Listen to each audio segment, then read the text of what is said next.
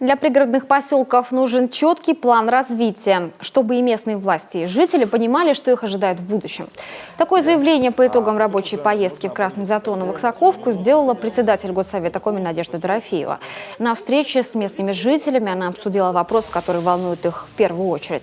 В частности, горожане пожаловались на проблемы с вывозом мусора возле контейнеров. Зачастую вырастают горы отходов, потому что жители частных домов оставляют мусор прямо на площадках. Хотя за его вывоз не платят. Подняли вопросы по капитальному ремонту ветхих домов. Видим то, что ряд домов уже требует не только проведения капитального ремонта, но и в том числе признания их ветхими, аварийными, подлежащими сносу. В таких случаях мы подготовим соответствующее заключение, направляем в адрес администрации города Сыктывкара для проработки вопроса межведомственной комиссии для дальнейшего признания их непригодными для проживания.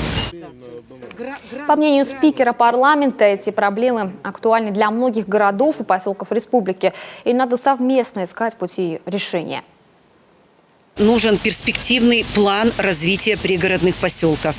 Нужно единое понимание местных властей, жителей, общественников в приоритетных направлениях развития пригородных поселков.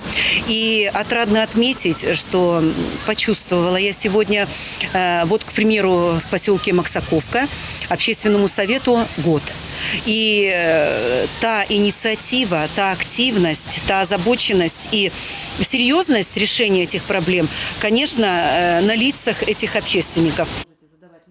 По итогам поездки Надежда Дорофеева в ближайшее время встретится с главой Сыктывкара, чтобы обсудить варианты решения самых острых проблем.